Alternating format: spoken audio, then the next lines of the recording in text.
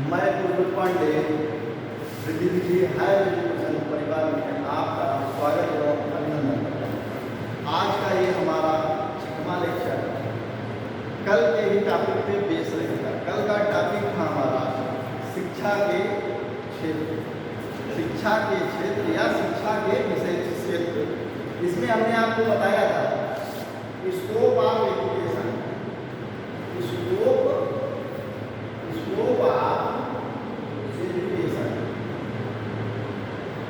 Education, scope of education या शिक्षा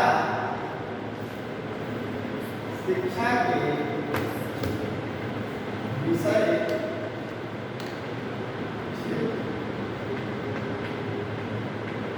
education विषय का स्कोप क्या है, उसका क्षेत्र क्या क्या है, किन किन सेक्टर में एजुकेशन से हम वर्क कर सकते हैं, ये हमने बताया।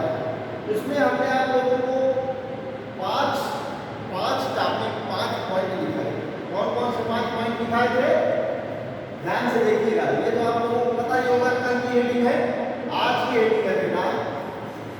कल वाली एक बार रिवाइज करा देते हैं, फिर आज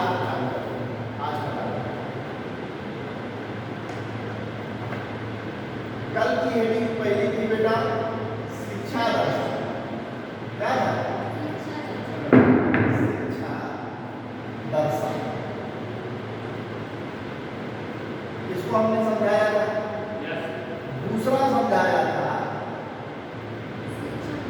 शिक्षा मनोविज्ञान।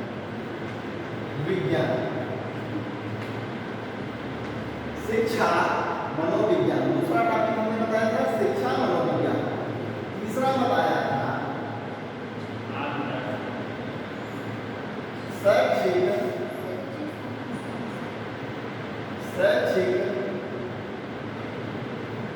समाज शास्त्र। चौथा इसी का टॉपिक था शिक्षा का इतिहास, शिक्षा का इतिहास। ठीक, पांचवा टॉपिक आपको हमने बताया था शिक्षा प्रबंधन, या किसी को शैक्षिक प्रशासन बोलते हैं। क्या बोलते हैं? शैक्षिक प्रशासन बोलते हैं। ठीक, कल की क्लास में हम लोगों ने शिक्षा के क्षेत्रों में, विषय क्षेत्रों में एक टॉपिक्स पे चर्चा व्यापक स्तर पर की। अभी आज हमको शिक्षा के क्षेत्र में और भी पढ़ाना है। ठीक, ये 5 ही कल, चार बेटा 5 ही कल पढ़ाए थे। इतना हमने याद है, इधर उधर हो सकता है, लेकिन 5 टॉपिक हमने पढ़ाया था और आज पढ़ाना है इसको टॉपिक। ठीक, इसमें सब पूरा हमने सारा टॉपिक्स को डिस्क्राइब किया था। आज की क्लास में हम इससे आगे बढ़ते हैं। ठीक है, आप लोगों ने नोट डाउन कर किया ही होगा। अब आज की क्लास हम लोग देखते हैं। आज की क्लास में बेटा हम लोगों को शिक्षा के क्षेत्र में और भी क्या क्या चीजों को शामिल करके क्या पढ़ाई करनी होती है, इसके बारे में हम लोग जानकारी अर्जित करेंगे। तो सबसे पहला इसमें 6वां नंबर आता है। 6वां शैक्षिक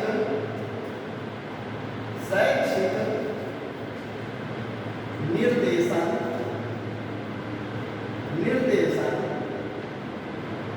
एवं परामर्श। आप देखेंगे शिक्षा का यह क्षेत्र शैक्षिक निर्देशन और परामर्श हम लोगों को हमेशा एक निर्देश और एक परामर्श की आवश्यकता होती ही नहीं। जैसे हम पूछते हैं कि सर जी शिक्षा शास्त्र से बीए कर लिए हैं, आप क्या करें, बड़ी समस्या है। हाँ, करियर को लेके बड़ी टेंशन होती है, बहुत ही ज़्यादा जो है हम लोग परेशानी के छात्र होता है, कोई भी व्यक्ति होता है, स्पेशली छात्र की बात की जा रही है यहाँ पे, तो छात्र परेशान होता है कि नहीं। तो इस क्षेत्र में हम छात्रों या बालकों या छात्रों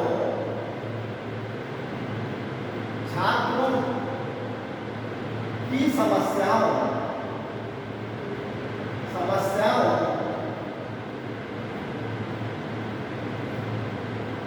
का निराकरण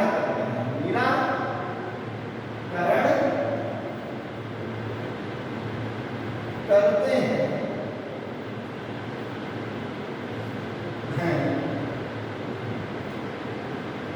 उन्हें या उनका निर्देशन भी करते हैं।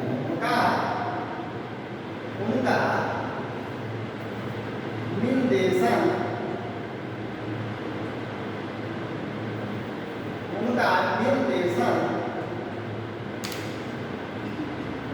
निर्देशन तथा परामर्श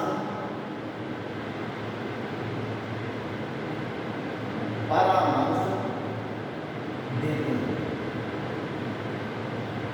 हैं। आप निर्देशन कहेंगे कि बेटा इसके बाद अगर हम कहें, जैसे ये क्लास चल रही है कि आप लोग ग्रेजुएट हो जाएंगे तो इसके बाद पीजी कर लीजिएगा, फिर आपको हम कैरियर बताते चले गए, तो हमने निर्देश दिया कि नहीं कि बेटा इस प्रकार से आप चलते रहेंगे तो आपका कैरियर सेट हो जाएगा। तो निर्देश देते हैं और आपको परामर्श भी देते हैं कि या आप कर लेने के बाद आपके जीवन से दिक्कतें समाप्त हो जाएंगी। बातें समझ में आ रही? ये छोटा टॉपिक नहीं है। कल के भाग भी हाई स्कूल, इंटर या प्रारंभ से बच्चा क्या करे, इसको लेके हमेशा से गार्जियंस में भी समस्या बनी रहती है और वो टीचर्स के पास आते हैं कि सर बताइए बच्चा हमारा क्या करें, हम उसको किस फील्ड में ले जाएं। तो हम गार्जियंस को भी और स्टूडेंट को भी समय समय पर उनका निर्देशन एवं परामर्श प्रदान करते रहते हैं। शैक्षिक निर्देशन एवं परामर्श में छात्रों की समस्याओं को जानकर उनका निदान करना तथा उन्हें निर्देशन तथा परामर्श देना इस विषय में शामिल होता है। बातें समझ में आ गई नहीं?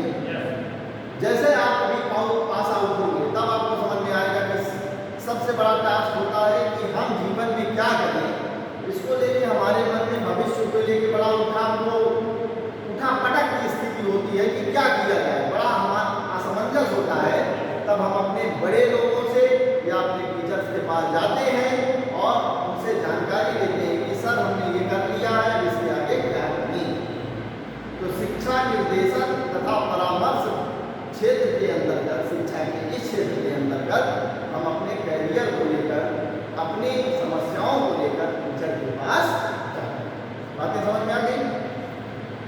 अब बेटा अगला टॉपिक है, इसीलिए नोट तो अभी कर लेना चाहिए था, कर लो जल्दी से। अगला टॉपिक है तुलनात्मक शिक्षा। अगला टॉपिक क्या है बेटा? तुलनात्मक शिक्षा। ठीक है, थोड़ा सा लिखना क्योंकि ज़्यादा समय नहीं है, तो इसको रिलेट कर पाए हम। और जब हम समझाया करें तो उसी बीच में समझते भी रहो और छोटा छोटा पॉइंट बना के लिखते रहो। ठीक,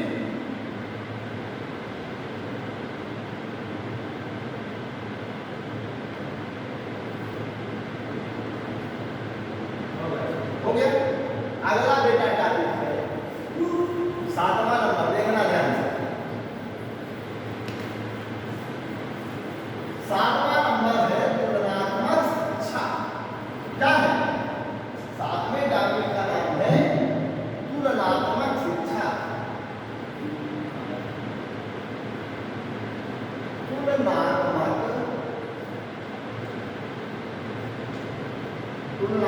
शिक्षा।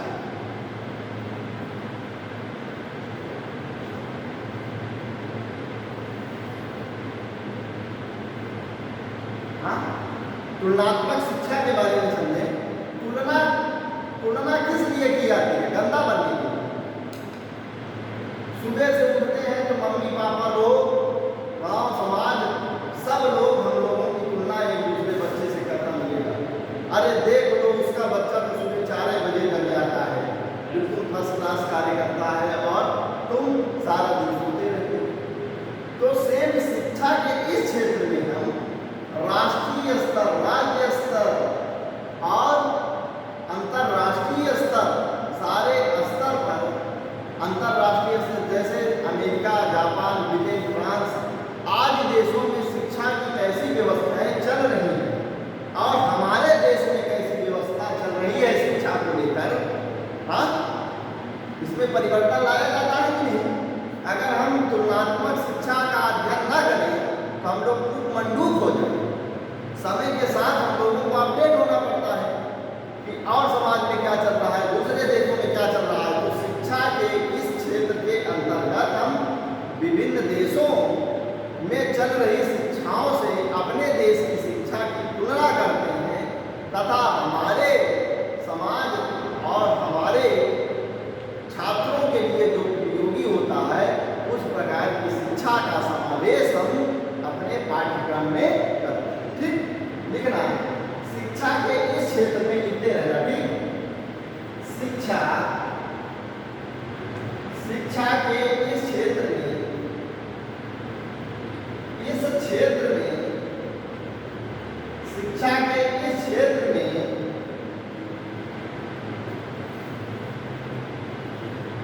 विदेशों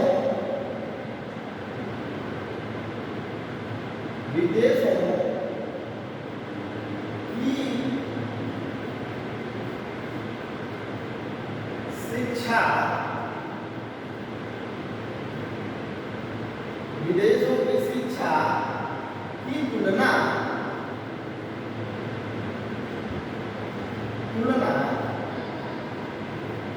अपने देश या राष्ट्र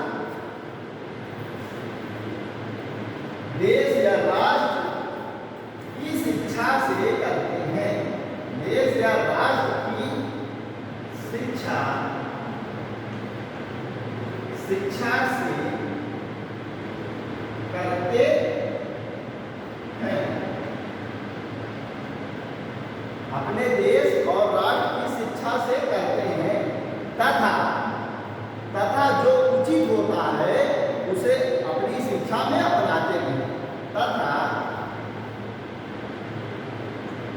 जो उचित होता है उसे अपनी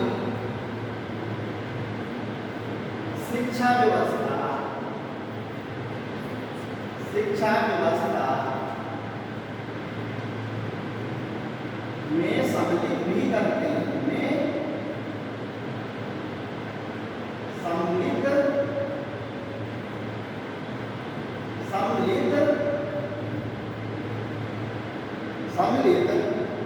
सम्मिलित भी करते हैं। समझ में आ गई बात?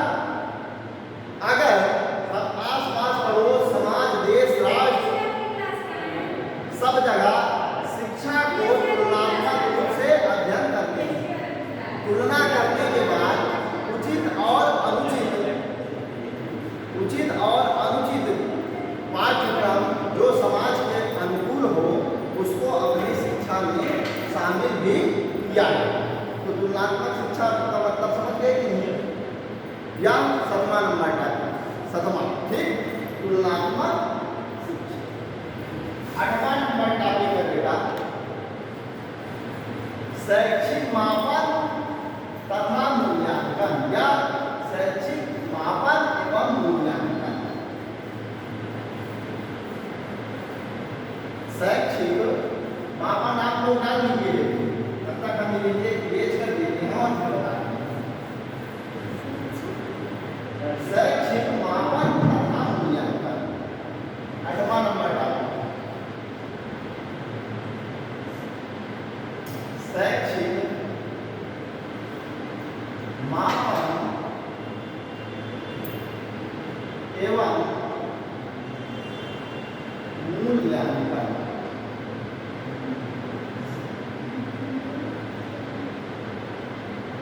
शैक्षिक मापन तथा मूल्यांकन। इसमें बेटा हम लोग क्या करते हैं, जो छात्र होते हैं, छात्रों में हम उनकी शिक्षा जो प्रोवाइड करते हैं, जैसे हम ये चैप्टर पढ़ा रहे हैं शिक्षा की अवधारणा। शिक्षा की अवधारणा पढ़ाते समय हम आगे चल के आप लोगों का मापन भी करेंगे टेस्ट के विधि से, और आपकी कापियों का मूल्यांकन भी करेंगे, उसको जांचेंगे भी।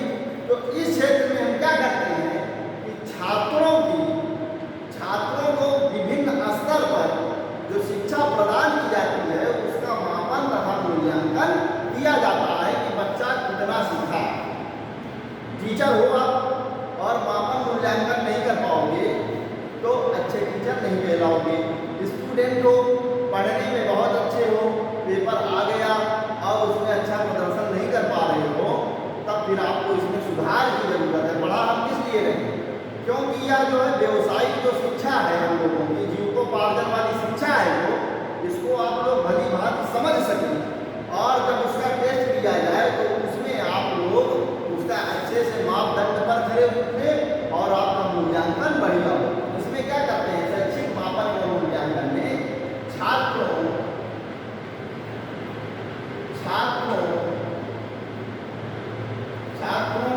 को दी गई शिक्षा का मापन करते हैं और उसका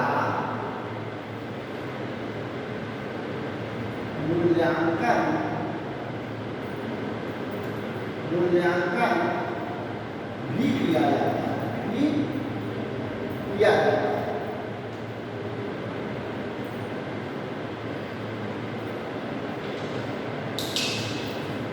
केवल यहीं तक सीमित नहीं है, आपके कॉम्पिटेटिव एग्जाम में भी आपका शैक्षिक मापन किया जाता है कि नहीं। मान लो कि आप IIT की परीक्षा देने जा रहे हैं, तो आपको एक पेपर देना होगा, तो आपका क्या है, आकलन करता है, आपका मापन करता है कि आप किस लेवल के स्टूडेंट हैं। जो टॉप क्लास के स्टूडेंट होते हैं वो मेरिट में शामिल हो जाते हैं, और जो नहीं पढ़ते लिखते हैं, कम पढ़ते लिखते हैं, कम मेहनत किए रहते हैं, वो छट जाते हैं। तो जीवन में परीक्षा नामक जो चीज़ होती है वो यही सब करती है। आप किसी अच्छे कॉलेज में जाते हैं प्रवेश के लिए, मान लीजिए कि आप रज्जू भैया यूनिवर्सिटी में चले जाएं या किसी कॉलेज में आपको प्रवेश लेना हो, तो आपको एक टेस्ट देना हो, और टेस्ट में आपका मापन किया जाएगा कि नहीं कि आप इंगला उंगला लिख लेते हैं कि नहीं, आप इसके पहले का पाठ्यक्रम पढ़े हैं कि नहीं। जब आपका मापन कर लिया जाएगा और फिर मापन उस एक टेस्ट पेपर से करेंगे, फिर उसका मूल्यांकन किया जाएगा। इन दोनों प्रक्रियाओं के बाद जो है हम छात्र का आकलन कर पाते हैं। समझ में आई बात। तो शिक्षा के इस क्षेत्र में छात्रों को दी गई शिक्षा का मापन एवं मूल्यांकन किया जाता है। ठीक, ये बातें समझ में आ गई। अब बेटा अगला टॉपिक है आप लोगों का प्रौढ़ शिक्षा। क्या है प्रौढ़ शिक्षा?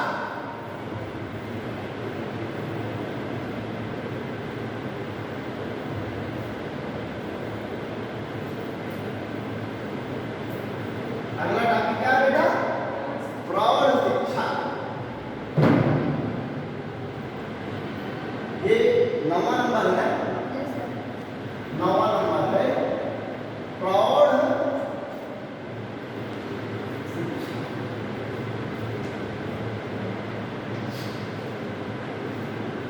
कभी कभी आप लोग देखते होंगे कि कुछ बालक या बालिका वो पढ़ते नहीं करते, अशिक्षित रह जाते हैं। ठीक, और कभी कभी ये होता है कि पारिवारिक समस्याओं के कारण हमको कभी कभी अपनी शिक्षा, छात्रों को कभी कभी अपनी शिक्षा बाधित हो जाती है, बाधित करनी पड़ती है, और आर्थिक तंगी के कारण छात्र विद्यालय छोड़ जाते हैं। चला जाता है। अब प्रौढ़ शिक्षा के अंतर्गत हमको ऐसी ही शिक्षा का जो है बारे में अध्ययन करना होता है कि बालक क्यों स्कूल छोड़ रहे हैं, क्यों नहीं पढ़ रहे हैं, ठीक, और इसके बारे में हम यहाँ अध्ययन करते हैं और उन बालकों को फिर से पढ़ने के लिए प्रोत्साहित करते हैं कि बेटा आ जाओ, बहुत जीवन में संघर्ष है, अब अगर समय निकाल सको तो थोड़ा आप पढ़ो। इसीलिए देखो प्राइवेट शिक्षा भी आती है कि आपके पास समय नहीं तो प्राइवेट की एडमिशन ले लें और पढ़ते रहे, जहाँ से भी हो एग्जाम दे दीजिए। तो इस प्रकार से हम प्रौढ़ शिक्षा की व्यवस्था करते हैं कभी कभी। और ध्यान रखना, इसमें छात्र इंटरेस्टेड होता है, उसको शिक्षा का मतलब पता होता है, नहीं तो हम जबरदस्ती कहेंगे आओ बेटा पढ़ लो, नहीं पढ़ेगा। पढ़ता वही है जिसको लगता है कि हाँ हमें पढ़ना चाहिए। आज अगर हम पढ़े होते तो आज कहीं और होते। तो इसमें लिखना इस शिक्षा में या इस शिक्षा के अंतर्गत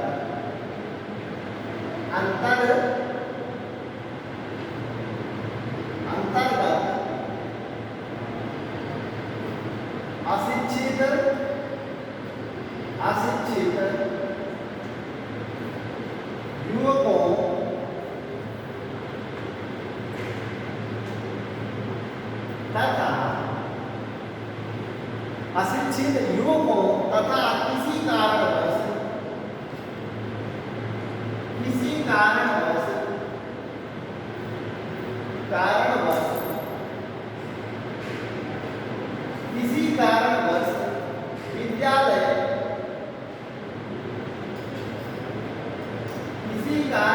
विद्यालय छोड़ चुके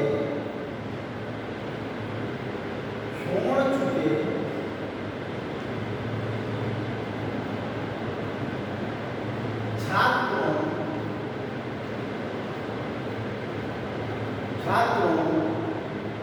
जो शिक्षा लेना चाहते हैं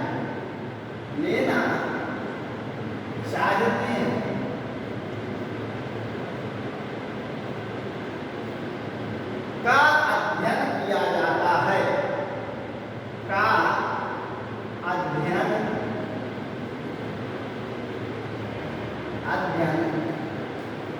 किया जाता। आप लोग पढ़ रहे हैं, कभी समझना लाइफ में आप लोगों के जीवन में जब कभी एज हो जाता और लगने लगे कि अब नहीं पढ़ पाएंगे, तो जब जीवन में अच्छा समय आए तब आप शिक्षा से जुड़ सकते हैं, वह आपकी प्रौढ़ शिक्षा में आता है। समझिए बात।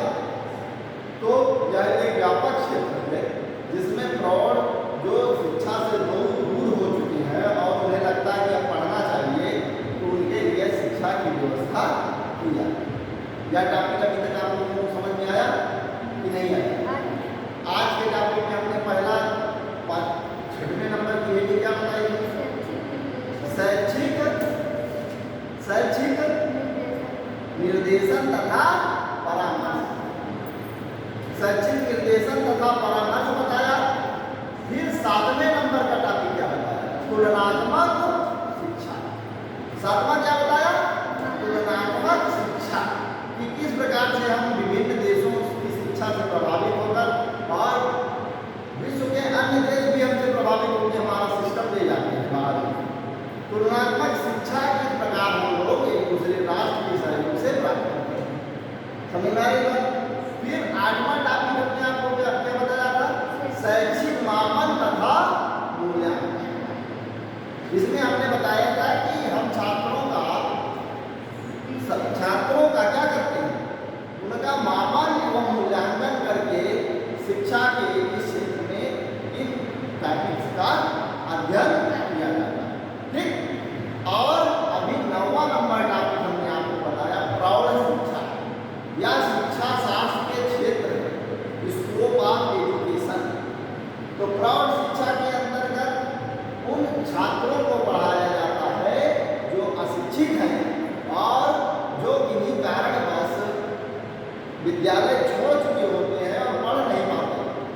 सज्ञान होते हैं, सज्ञान होता है उनका, यार हमें तो पढ़ना चाहिए, तब हम उनकी शिक्षा के लिए व्यवस्था करते हैं। प्रौढ़ शिक्षा के अंतर्गत हम इसी प्रकार की शिक्षा का अध्ययन करते हैं। बातें समझ में आ रही है? आगे बढ़े। अगला टॉपिक है बेटा आप लोगों का विशिष्ट शिक्षा। क्या है? विशिष्ट शिक्षा। अगला टॉपिक कौन सा है? आपको हेडिंग डाल दीजिए, विशिष्ट शिक्षा। हाँ बेटा बताइए क्या समस्या है? बोलो बोलो क्या समस्या? नहीं लिखे? लिख लीजिएगा, बता दीजिएगा। आप लोग नोट धीरे धीरे करते रहा करिए, क्योंकि इतना ऑनलाइन ऑफलाइन दोनों बेटा देखना होता है ना। ये ऑनलाइन में स्टूडेंट भी नोट कर सकते हैं और आप लोग तो ऑफलाइन है ही। तो अगला आपका टॉपिक है बेटा इसी से मिलता जुलता था सवाल, विशिष्ट शिक्षा।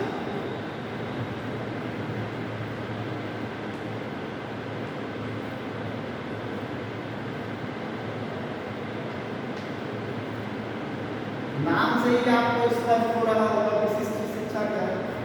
तो शिक्षा के इस क्षेत्र में, शिक्षा के इस क्षेत्र में, इस क्षेत्र में हम प्रतिभाशाली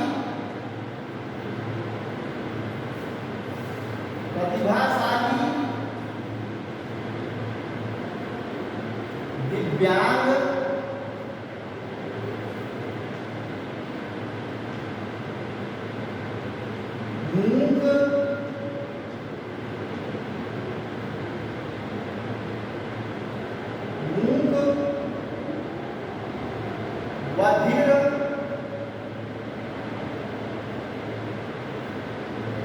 मूक बधिर और शारीरिक रूप से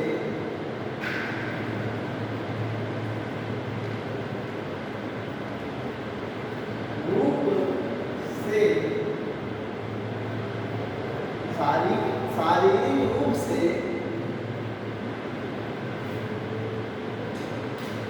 कुपोषित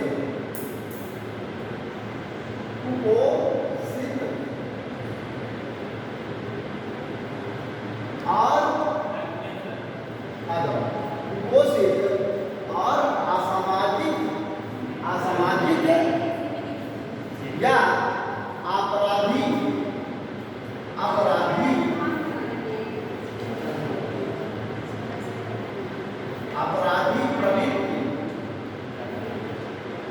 अपराधी प्रवृत्ति के बच्चों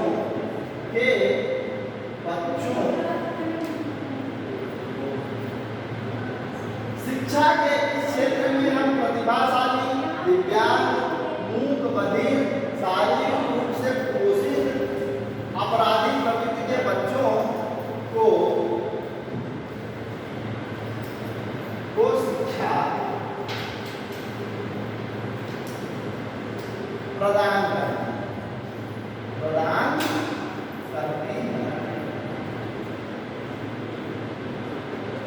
बातें समझ में आ रही हैं? विशिष्ट शिक्षा के अंतर्गत हम समाज में समरसता लाने के लिए इन बच्चों को, जो बहुत प्रतिभाशाली है, मान लो कि एक क्लास 100 बच्चों की है और उसमें से 4-5 बच्चे बहुत टॉपर हैं, तो उनको अलग से टीचर से बुलाकर उनका अलग से गाइड करते हैं कि ये बच्चे अच्छा रिजल्ट देंगे, हम लोग के स्कूल का नाम रोशन कर सकते हैं।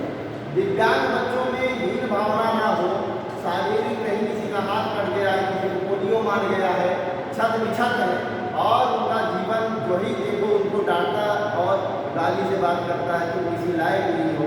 यहाँ तक कि जो शारीरिक रूप से फिट है वही डांट खाते हैं।